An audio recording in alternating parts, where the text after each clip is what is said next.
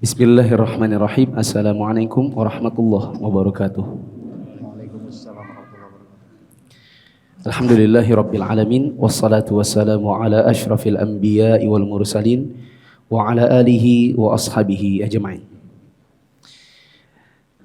Teman-teman yang dirahmati Allah, pada kesempatan hari ini kita bersyukur kepada Allah dipertemukan kembali dalam kajian Ensiklopedia Salat jilid yang pertama setelah libur di minggu yang lalu.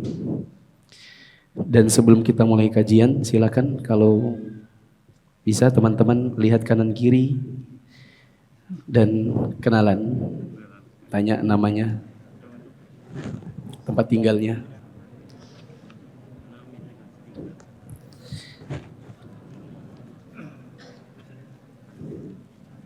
Kemudian saya mau bikin door prize dulu.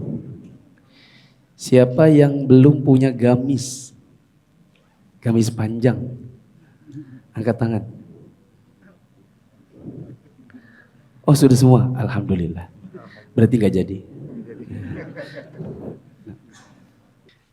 Sekarang kita masuk ke dalam poin yang ke-18, masih dalam pembahasan tentang tata cara sholat yang sesuai dengan sunnah Nabi.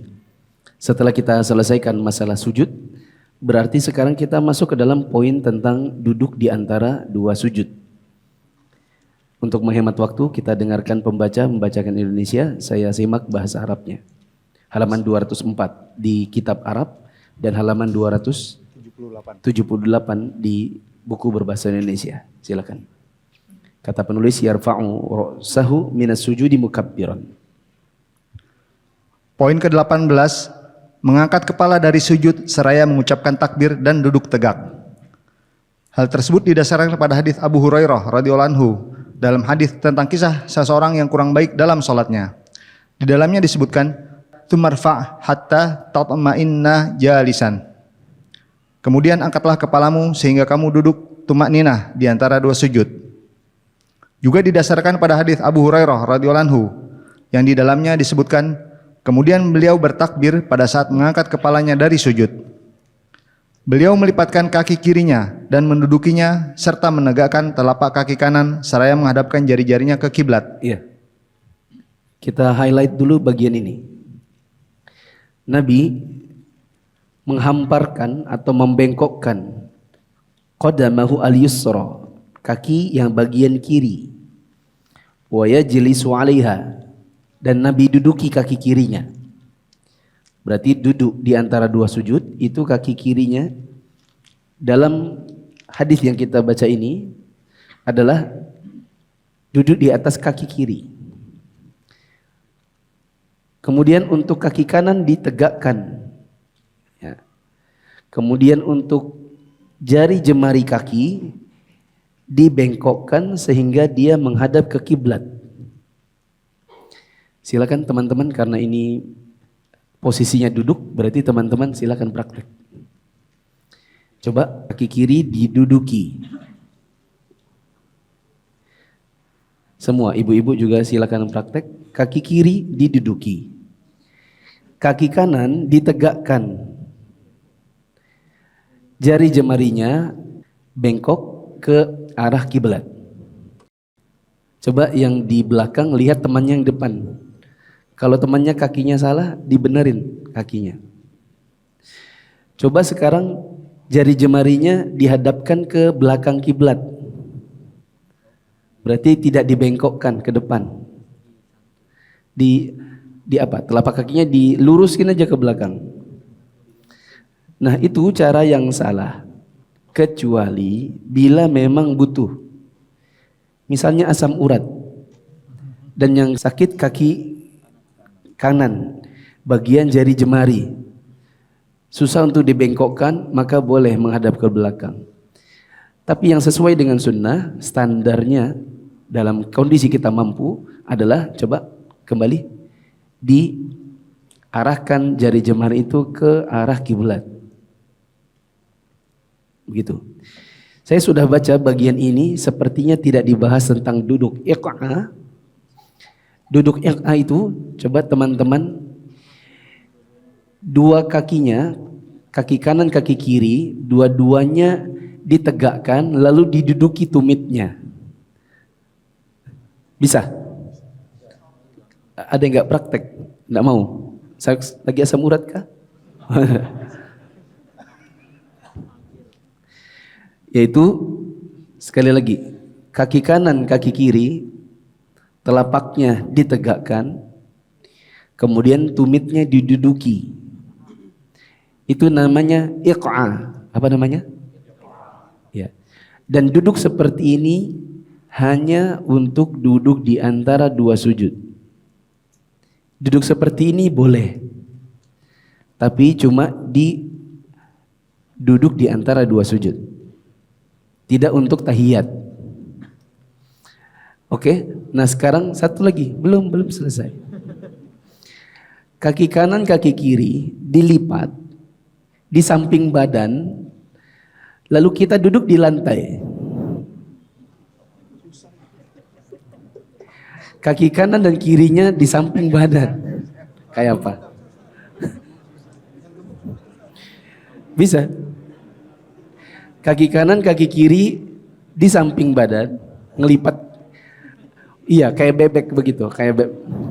Ya kan? Lalu bokongnya di lantai.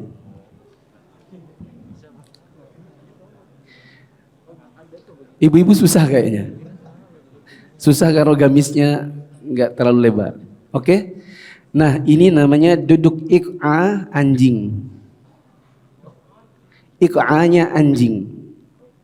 Ustadz, tidak adakah hewan yang lebih imut lagi?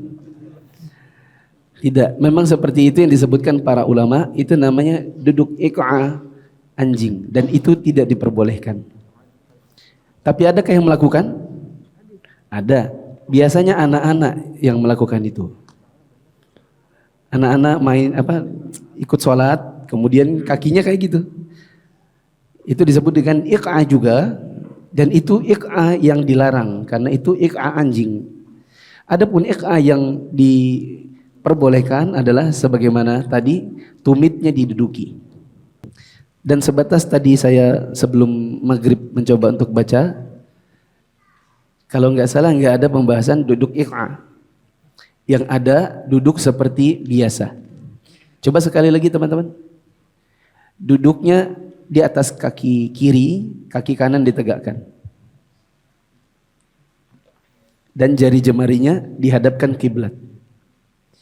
Boleh nggak dihampar ke belakang? Jari jemarinya? Boleh jika ada kebutuhan. Bisa dipahami? Nah, hafalkan nama duduknya ini. Namanya iftirash. Apa namanya? Iftirash. Coba duduk yang tahiyat akhir. Duduki lantai. Ini namanya tawarruk. Apa namanya? Tawarruk. Pakai kaf. Tawarruk. Soalnya teman-teman kadang ada yang gini. Ada yang iftiros. Padahal iftirash pakai fa dan belakangnya shin. Saya dengar sebagian teman-teman, bagus, alhamdulillah. Itu menunjukkan dia belajar. Cuma mungkin ketika belajar, ustadznya tidak menyuruh dia untuk mempraktekkan atau mengucapkan namanya dengan benar. Sehingga tidak terbiasa. Atau ustadznya sudah menyuruh dia untuk mempraktekkan dan menyebut namanya, tapi dianya tidak mau ngucap. Saya tahu sebagian teman-teman kalau disuruh duduk tidak mau duduk, disuruh begini tidak mau praktek, disuruh ngucap diam aja. Kelihatan kok dari sini. Akibatnya apa? Ketika nanti dibutuhkan, orang bertanya, itu apa namanya? Dia sebut, oh ini namanya iftiros. Salah penyebutannya. Ya, seperti berilmu tapi ilmunya kurang. Ya, itu seperti orang lancar bahasa Inggris tapi ngomongnya salah-salah. Misalnya, where were you in Tuesday? Dia bilang, I am in Bali. Di hari Selasa kamu ada di mana? Ditanya orang. Dia bilang, oh aku waktu itu di Bali. Tapi kalau waktu itu berarti kan lampau. Kalau lampau kan bukan I am, tapi apa? I was in Bali. Dia bilang I am in Bali. Kalau am berarti sekarang. Nah, dia bisa bahasa Inggris tapi salah-salah. Nah, seperti itulah. Sehingga kalau kita disuruh mengucapkan atau kita latihan istilah syar'inya, maka teman-teman juga harus berusaha untuk memahami dan mengucapkan dengan benar. Di antara yang salah pakai ba, ib. Juga salah belakangnya sin. Jadinya kalau dibaca apa? Ibtiros. Ada juga yang fa sin. Coba baca. Iftiros. Itu yang paling banyak. Yang benar adalah fa shin. Coba baca. Iftirosh. Nah.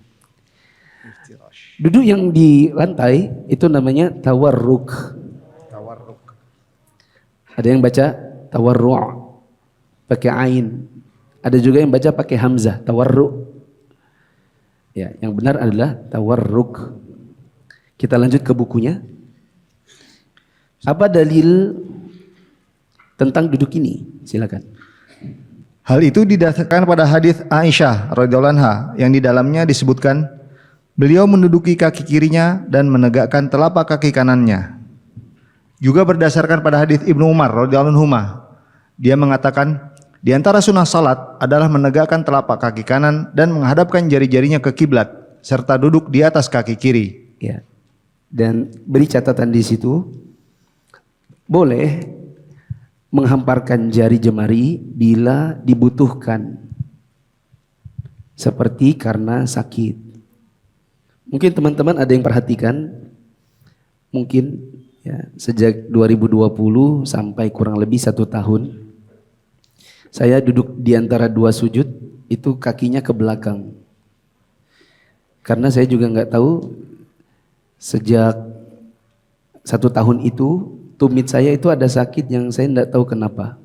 Jadi kalau saya tegakkan, duduk iftirosnya saya tegakkan kakinya, kalau saya nanti bangkit mau pulang, itu saya jalannya pincang-pincang. Tapi kalau saya luruskan ke belakang jari jemarinya, itu sakitnya agak kurang. Begitu. Kalau sekarang sudah mulai bisa. Cuma gara-gara setahun saya hamparkan ke belakang, jadi kadang kelupaan. Karena terbiasa lagi dengan yang salah. Yang salah dulu saya kerjakan karena butuh. Karena faktor sakit. Nah, lanjut. Kemudian meletakkan kedua tangan di atas kedua paha. Ya. Waktu duduk di antara 2 sujud, tangannya diletakkan di atas paha. Dan yang benar ada 3 model, 3-tiganya boleh, nanti akan disebutkan. Lanjut. Hal itu didasarkan pada hadis Abdullah bin Zubair dari ayahnya radhiyallahu anhu yang dimarfukannya, di dalamnya disebutkan, jika duduk Rasulullah SAW berdoa, beliau meletakkan tangan kanannya di atas paha kanannya dan tangan kirinya di atas paha kirinya, atau meletakkan kedua telapak tangannya di atas kedua lututnya. Ya. Ada riwayat ya, Nabi meletakkan tangan di atas paha. Satu lagi di atas lutut. Ya. Dalam hadis Abdullah bin Zubair ini dari ayahnya yaitu Zubair Ibn al-Awwam, Nabi SAW disebutkan kana Rasulullah SAW idza qa'ada yad'u wada'a yadahu al-yumna ala fakhidhihi al-yumna wa yadahu al-yusra ala fakhidhihi al-yusra atau yad'u kaffaihi ala rukbatayhi. Bisa juga kadang-kadang Nabi SAW meletakkan kedua telapak tangannya di atas kedua lututnya. Lanjut. Yang demikian itu didasarkan pada hadis Abdullah bin Umar yang dimarfukannya, bahwa Nabi SAW jika duduk dalam sholat meletakkan kedua tangannya di atas kedua lututnya, atau beliau meletakkan tangan kanannya di atas paha kanannya dan tangan kirinya di atas paha kirinya, serta telapak tangan kirinya memegang lutut kirinya. Hal itu didasarkan pada hadis Abdullah bin Zubair dari ayahnya radhiyallahu anhuma. Berdasarkan hal di atas, maka terdapat 3 sifat peletakan kedua telapak tangan, yaitu yang pertama, telapak tangan kanan di atas paha kanan dan telapak tangan kiri di atas paha kiri. Yang kedua, telapak tangan kanan di atas lutut kanan dan telapak tangan kiri di atas lutut kiri. Yang ketiga, telapak tangan kanan di atas paha kanan dan telapak tangan kiri di atas paha kiri serta menyentuhkan telapak tangan kiri ke lututnya. Ya, coba praktekkan. Duduk di antara dua sujud seperti tadi. Duduk apa tadi namanya? Ayo apa? Iftirash. Tangannya di mana? Cara pertama di atas paha. Dan itu boleh. Cara kedua, selonjor sedikit di lutut. Jadi agak depan, yang dikenakan apa? Lutut. Boleh juga yang kanan di paha kanan dan yang kiri setengah-setengah di atas paha, tapi juga nyentuh apa? Sebagiannya nyentuh lutut. Begitu. Lanjut. Adapun cara meletakkan kedua telapak tangan yaitu dengan mengembangkan tangan kiri. Hal itu didasarkan pada hadis Ibnu Umar yang dimarfukannya. Di dalamnya disebutkan tangan kirinya di atas lututnya dalam keadaan terbuka atau tidak tergenggam dan meletakkan kedua lengannya di atas kedua pahanya. Yang demikian itu didasarkan pada hadis Wa'il bin Hujr radhiyallahu anhu yang dimarfukannya. Di dalamnya disebutkan beliau meletakkan kedua lengannya di atas kedua pahanya. Adapun tangan kanannya, beliau menggenggamkan jari kelingking dan jari manis, sementara ibu jari membuat lingkaran dengan jari tengah. Ya, ini pasti akan bingung. Coba lihat. Kata penulis di sini, untuk tangan kiri di atas paha kiri, boleh juga di lutut kiri, dan lengan bawahnya menghampar di atas pahanya. Kalau ini kayaknya pendek gitu kan, ya sudah intinya di atas pahanya, semampunya. Tapi di sini ada yang menarik. Di sini kok dikatakan untuk jari jemarinya beliau menggenggam al-khinsir wal binsir, jari kelingking dan jari tengah digenggam. Lalu kemudian jempol dengan jari tengah dibikin lingkaran. Berarti jari telunjuknya ngapain? Akhirnya seperti memberi isyarat. Dari sini kita akan bingung. Loh, ini sebenarnya duduk di antara dua sujud atau duduk tahiyat? Ataukah jangan-jangan duduk di antara dua sujud itu juga bikin isyarat? Nanti kita akan dapati catatan kaki yang akan melegakan. Tapi ini kita baca aja dulu, silakan. Dibaca dulu sampai selesai.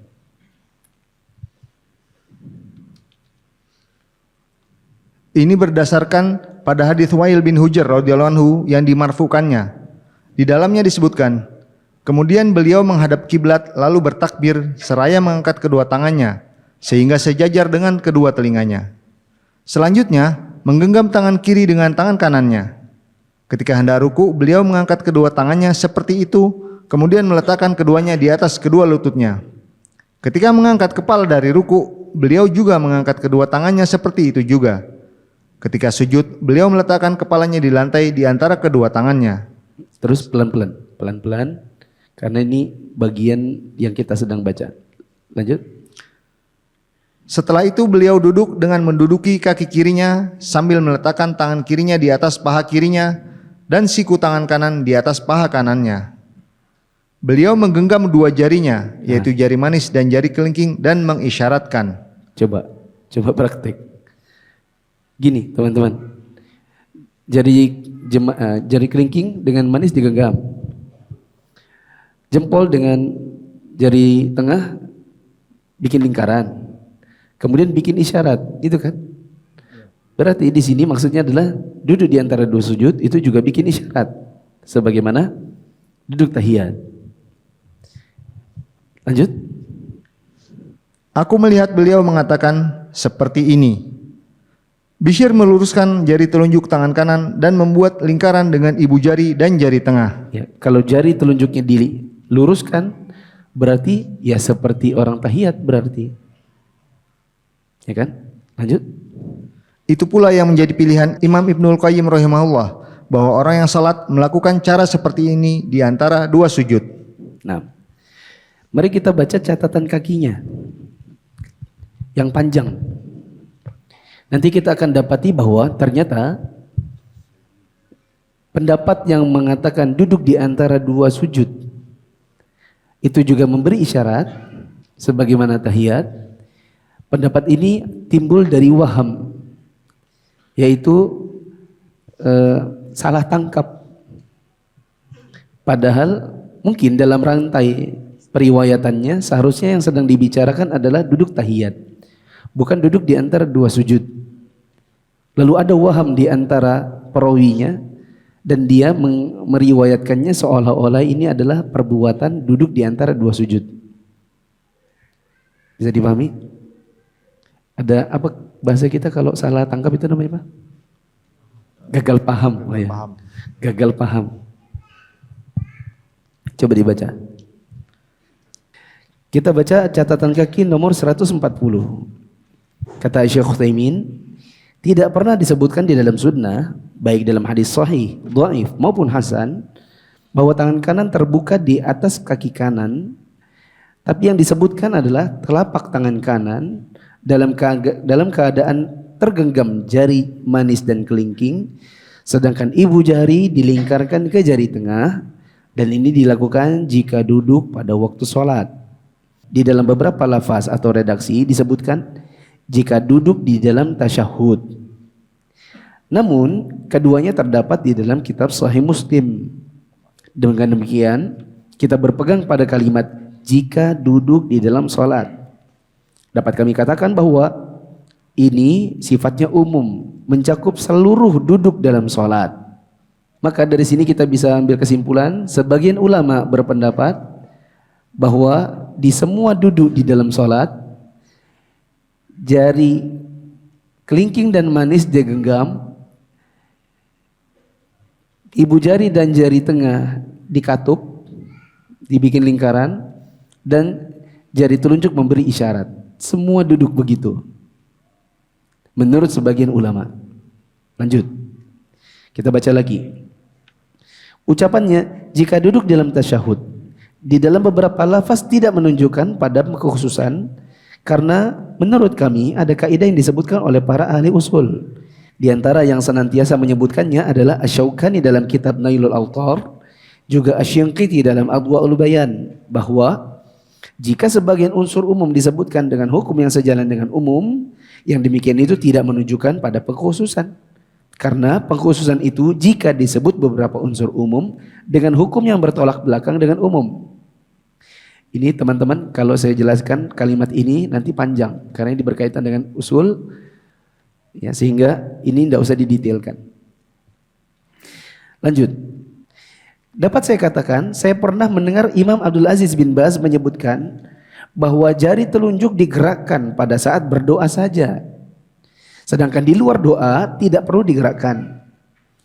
Di antara dua sujud, telapak tangannya dibuka dan tidak mengisyaratkan jari telunjuk. Sedangkan riwayat yang menyebutkan bahwa Rasulullah mengisyaratkan jari telunjuk di antara dua sujud, yang lebih mendekati kebenaran adalah wallahu alam bahwa itu adalah kekeliruan. Alias apa? Gagal paham. Sebab hadis-hadis sahih menyebutkan bahwa beliau meletakkan telapak tangan di atas pahanya atau di atas lututnya dalam keadaan terbuka, bukan dalam keadaan seperti memberi isyarat. Seandainya menunjuk dengan jari telunjuk di antara dua sujud dengan berdasarkan hadis Wa'il, maka yang demikian itu tidak disalahkan. Ya, kalau ada yang mau begitu ya silahkan aja. Kalau kita lihat ada orang duduk di antara dua sujud, tapi kok kayak tahiyat tangannya, ya itu nggak apa-apa, nggak usah disalahkan. Hanya saja menurut saya, kata beliau, Yang lebih dekat dengan kebenaran adalah itu adalah waham. Waham itu ya kekeliruan tadi. Sebab di dalam hadis-hadis sahih disebutkan merenggangkan jari-jari dalam duduk tasyahud. Sedangkan di antara dua sujud direnggangkan juga dan tidak menunjuk dengan jari telunjuk. Sedangkan pada tasyahud direnggangkan dan jari telunjuk dipakai menunjuk. Dah, cukup situ saja. Bisa dipahami? Coba perhatikan, jangan membaca. Maka dengan ini kita bisa simpulkan, sekali lagi, sebagian ulama berpendapat duduk apapun di dalam sholat itu menunjuk dengan jari telunjuk. Dan jari manis dan jari kelingking digenggam, ibu jari dan jari tengah dikatup. Duduk apapun, ini menurut sebagian ulama. Menurut sebagian yang lain itu adalah waham, itu kekeliruan. Harusnya itu adalah saat membicarakan duduk tahiyat atau duduk tasyahud, bukan duduk di antara dua sujud. Tapi jika ada yang mau mengerjakan seperti yang pertama, maka ya silakan saja. Hanya saja yang lebih tepat adalah duduk di antara dua sujud, tangannya semua dihampar, bukan menunjuk. Bisa dipahami? Jadi kalau ada teman kita di sebelah duduk sama kita, tangannya kok nunjuk, apa yang kita lakukan padanya?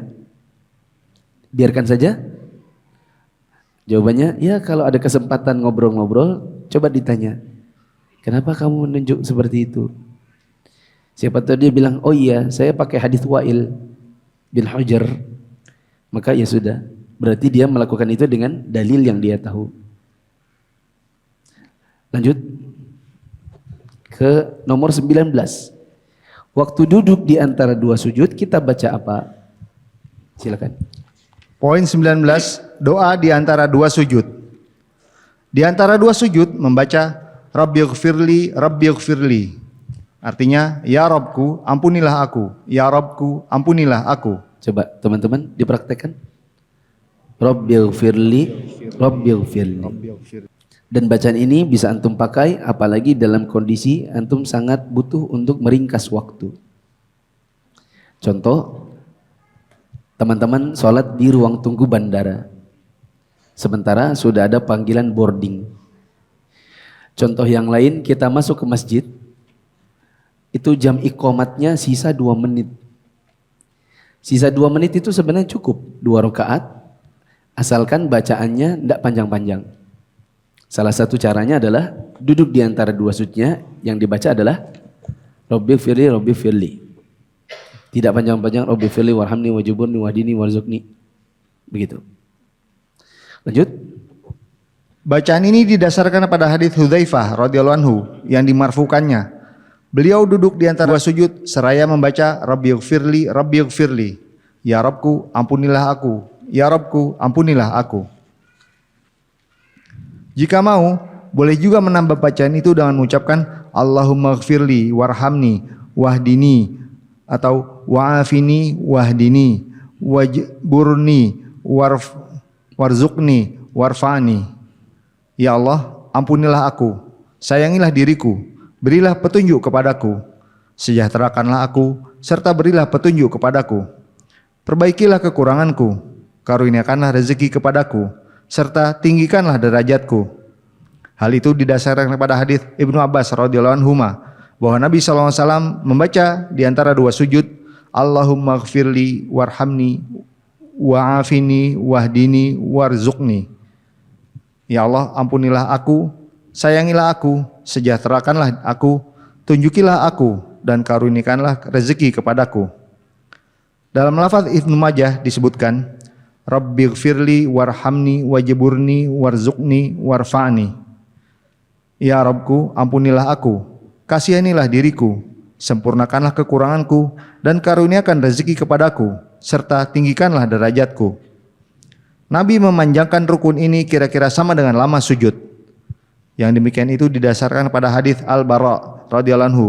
Dia bercerita, ruku, sujud, dan duduk Nabi SAW di antara dua sujud, dan ketika beliau bangun dari ruku atau i'tidal serta berdiri dan duduk tasyahud adalah hampir sama. Ini bacaan-bacaan yang lain selain Rabbighfirli, Rabbighfirli. Ya, di antaranya adalah kita contohkan satu yang paling akhir. Coba sama-sama. Rabbighfirli, Rabbighfirli warhamni, warhamni wajiburni, wajiburni warzuqni, warzuqni warfa'ni. warfa'ni. Sepertinya permasalahan umum adalah sebagian dari kita terbalik-balik. Ya atau tidak? Coba deh. Ya. Coba baca sendiri yang biasa dibaca. Sama enggak sama yang di buku? Coba. Beda? Ya kan? Jadi gimana? Nah, sepertinya perbedaan kita dengan buku yang kita baca adalah karena memang perbedaan buku yang dulu kita baca dengan yang sekarang kita baca. Mungkin dulu yang kita baca adalah bukunya Syekh Al-Albani, Sifat Salat Nabi. Yang memang lafaznya tidak sama dengan yang di sini. Atau dulu kita bacanya agama pendidikan kelas 3 Intan Pariwara misalnya. Dan itulah yang dulu kita baca lalu kita amalkan bertahun-tahun. Saya berharap semoga Allah mengampuni kalau seandainya salah. Karena memang sudah terbaca bertahun-tahun dan itulah yang kita dapatkan. Nah, saya dulu ketika pertama baca bacaan ini, saya juga mikir, apa jangan-jangan aku ini salah ya? Karena yang saya hafal dari orang tua saya adalah Allahumma firli warhamni wajiburni wahdini warzuqni. Dan dari semua ini nggak ada yang sama. Sama aja kita. Gitu. Ya. Tapi saya pernah dapatkan di buku yang lain apa yang saya baca sama.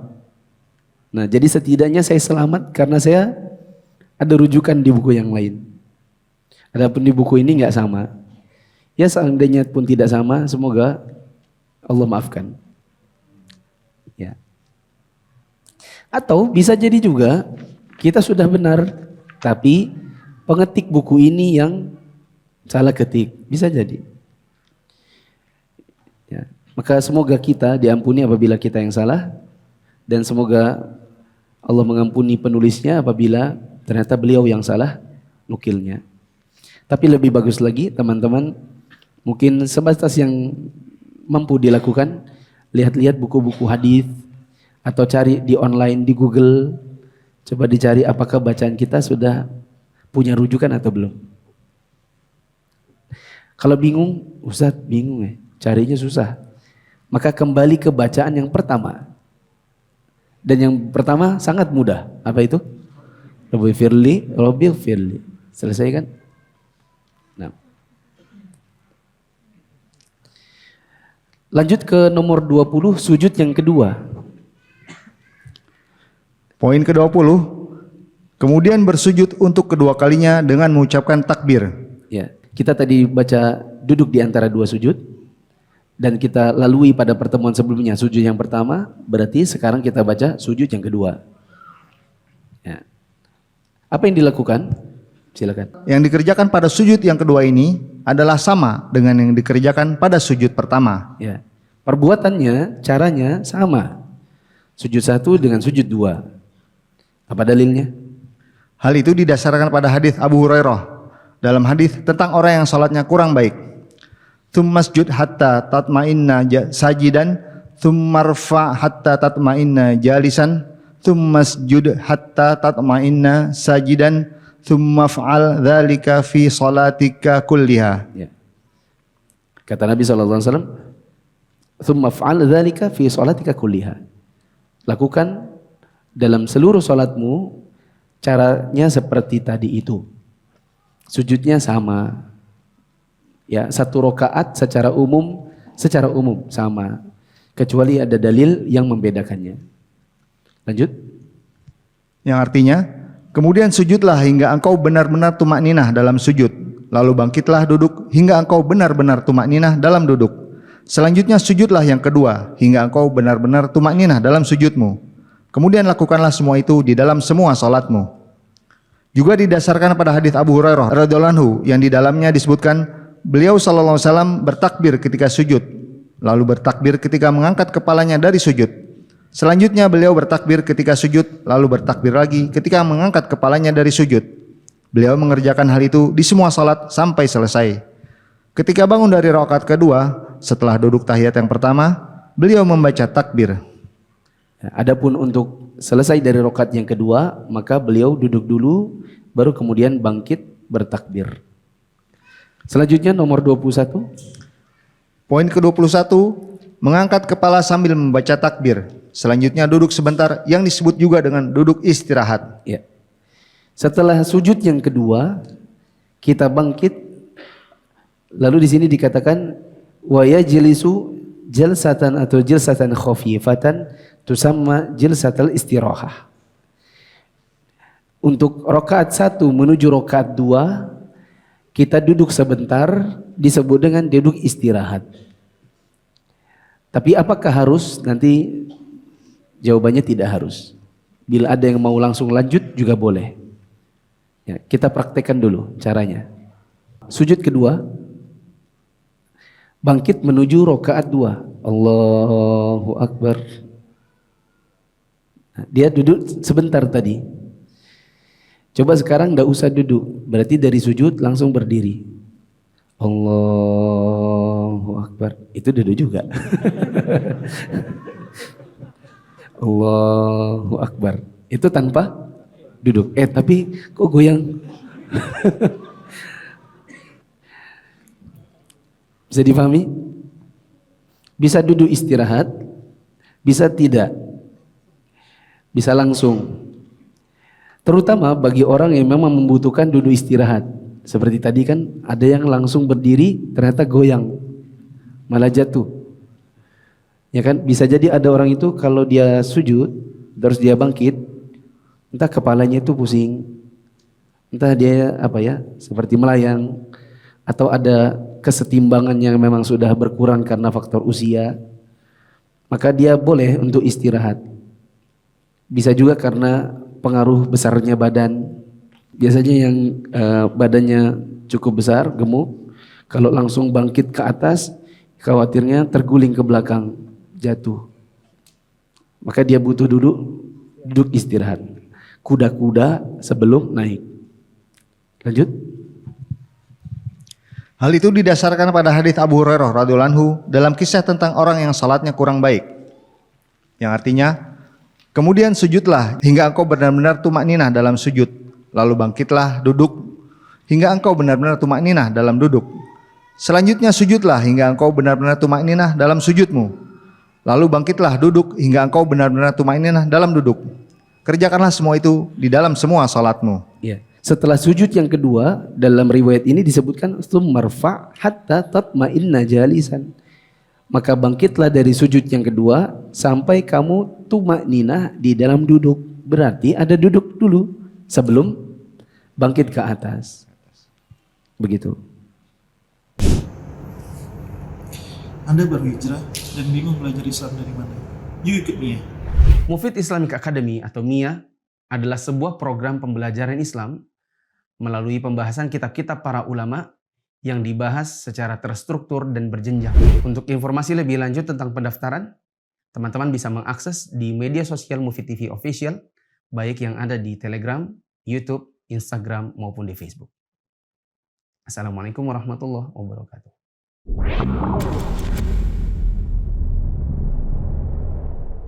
Ikut MIA, belajar agama jadi lebih menyenangkan dan bersumber dari kitab para ulama. Ingin belajar agama secara bertahap? Yuk ikut MIA, belajar secara runut dari kitab-kitab ulama. Ya, tadi waktu azan saya coba satu orang yang badannya gemuk. Saya mau tahu apakah memang betul kalau duduk istirahat itu sangat dibutuhkan bagi yang memang badannya gemuk. Nah, tadi saya coba langsung tanpa duduk istirahat. Dari sujud berdiri tanpa duduk istirahat. Ternyata dia bilang betul, itu bisa goyang ke belakang jatuh. Berarti duduk istirahat sangat dibutuhkan bagi orang yang badannya gemuk. Begitu. Coba saya tes. Ini berdiri tanpa duduk istirahat. Allahu Akbar. Meskipun nanti setelah bangkit, apakah tangannya paha atau tangannya di lantai, itu tetap duduk istirahat berarti. Contoh duduk istirahatnya yang tangannya bangkit pakai tangan di paha berarti ya. Allahu Akbar ini tangannya tidak di lantai, tapi tangannya di paha, dan ini boleh. Yang ini yang pakai duduk istirahat dan tangannya ditaruh di lantai lagi. Allahu Akbar. Ini yang paling banyak dilakukan orang. Apakah tangannya ini dihampar ataukah tangannya meninju bumi? Orang bilang ini apa? Meninju bumi. Ini tanpa duduk istirahat. Allahu Akbar. Untuk orang yang cukup langsing itu tidak perlu. Dan saya lebih pilih pendapat bahwa duduk istirahat itu hanya bila dibutuhkan. Bila memang dibutuhkan. Bagi yang tidak butuh, maka tidak perlu duduk istirahat. Ini pendapat yang lebih saya pilih. Biar cepat saya baca. Di akhir hadis Abu Husama mengatakan hingga engkau berdiri tegak. Ada juga hadis Abu Hurairah yang lain yang di dalamnya disebutkan beliau bertakbir ketika mengangkat kepalanya dari sujud. Beliau mengerjakan hal itu semua di dalam salatnya sampai selesai. Ketika bangun dari rakaat 2 setelah duduk tahiyat pertama, beliau membaca takbir. Mengenai duduk istirahat terdapat hadis Malik bin Al-Huwairits radhiyallahu anhu bahwa Nabi SAW jika beliau sedang berada di rakaat ganjil, ini dikasih stabilo kata-kata ganjil, ya ini maksudnya adalah dari rakaat 1 menuju 2, rakaat 3 menuju 4. Karena jelas demikian sebab rakaat 2 kita memang duduk. Jika beliau sedang berada di rakaat ganjil dari sholatnya, beliau duduk tegak sebelum beliau berdiri tegak. Ya, maksudnya adalah duduk istirahat. Mengenai duduk istirahat ini, ada juga hadis dengan lafaz yang lain dari hadis Malik bahwa beliau pernah sholat bersama para sahabatnya. Beliau duduk jika mengangkat kepalanya dari sujud sebelum berdiri pada rakaat pertama. Duduk istirahat ini disebut juga di beberapa lafaz riwayat hadis tentang orang yang sholatnya kurang baik. Lafaznya berbunyi, sujudlah hingga engkau benar-benar tumakninah dalam bersujud. Kemudian bangkitlah hingga engkau tumakninah dalam duduk. Lalu sujudlah lagi yang kedua hingga engkau benar-benar tumakninah dalam sujud. Selanjutnya bangkitlah hingga engkau benar-benar tumakninah dalam duduk. Berarti ada duduk. Kemudian kerjakanlah semua itu dalam sholatmu. Mengenai duduk ini pun masih ada masalah lain yang berasal dari hadis Abu Humaid. Ini di sini ditulis Hamid, yang benar apa? Humaid, wallahu a'lam. Yang di dalamnya disebutkan beliau sujud ke tanah tempat sujud, lalu beliau merenggangkan kedua lengannya dari kedua sisi lambungnya untuk selanjutnya mengangkat kepala dan melipat kaki kirinya untuk kemudian didudukinya. Lalu beliau merenggangkan jari-jari kakinya jika bersujud, kemudian bersujud lalu mengucapkan Allahu Akbar dan mengangkat kepalanya yang dibangkit, selanjutnya melipat kaki kirinya untuk kemudian mendudukinya. Berarti ada duduk lagi setelah sujud 2 hingga semua tulang belulangnya kembali ke tempatnya. Kemudian beliau melakukan hal itu seperti dalam rakaat yang lain. Wallahu a'lam bishawab. Jadi ada perbuatan duduk istirahat. Ya. Hanya saja ada ikhtilaf ulama apakah ini sunnah ataukah ini sekedar boleh, apakah ini cuma sekedar untuk yang punya kebutuhan saja. Nah, demikian. Di sini ada pertanyaan, saya jawab dulu. Yang saf ya. Ini pertanyaan penting untuk ummahat karena yang dimaksud ini adalah di masjid ini. Afwan Ustadz ingin bertanya, bagaimana hukum shaf sholat bagi makmum yang berdiri di antara tiang-tiang masjid? Seperti shaf sholat makmum wanita di masjid ini misalnya. Mohon penjelasannya Ustadz. Syukran, jazakallah khairan. Ini sebagaimana yang kita bahas di hari Senin minggu lalu. Kok minggu lalu? Oh, benar ya? Bukan Senin kemarin ini, tapi Senin minggu yang sebelumnya. Saya mengatakan saat kita sedang membaca bab hukum sholat di antara tiang-tiang. Saya katakan Salat di antara tiang-tiang itu adalah perbuatan yang dimakruhkan. Kecuali satu, imam. Dua, salat sendirian. Tiga, makmum yang memang jumlahnya cukup di situ. Memang jumlahnya cukup di situ. Yang keempat, manakala masjidnya sedang sangat sempit. Seperti di dalam sholat Aid, kaum muslimin jumlahnya banyak, tapi di luar hujan, sehingga yang tadinya mau sholat di lapangan semua masuk ke dalam masjid. Maka ini jadi boleh. Nah, adapun dua tiang ini, maka ini hukumnya boleh untuk orang yang jumlahnya cukup di antara keduanya. Berarti antara tiang satu dengan tiang yang kedua, di tengah-tengahnya boleh dibikin soft. Yang tidak boleh adalah mulai dari tiang sampai ke dinding. Dari tiang sana sampai ke dinding. Dikarenakan tiang sampai ke dinding ini terputus softnya dari yang tengah. Bisa dipahami? Sekali lagi, teman-teman bisa lihat tiang-tiang itu. Atau boleh juga lihat tiangnya laki-laki ini. Bila ini ada soft, bila ini ada orang di tengahnya, hukumnya boleh. Karena jumlahnya yang cukup di antara dua tiang ini. Tapi dari tiang ke dinding, ini yang dimakruhkan. Bisa dipahami? Dan baru boleh diisi dari tiang ke dinding, bila contohnya tadi sholat Aid, orang sangat ramai, di luar hujan, sementara kalau itu dikosongkan, ada kloter 2 misalnya.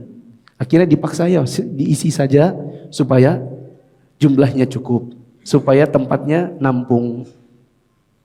Bisa dipahami? Subhanakallahumma wa bihamdika asyhadu an la ilaha illa anta astaghfiruka wa atubu ilaik. Wassalamualaikum warahmatullahi wabarakatuh.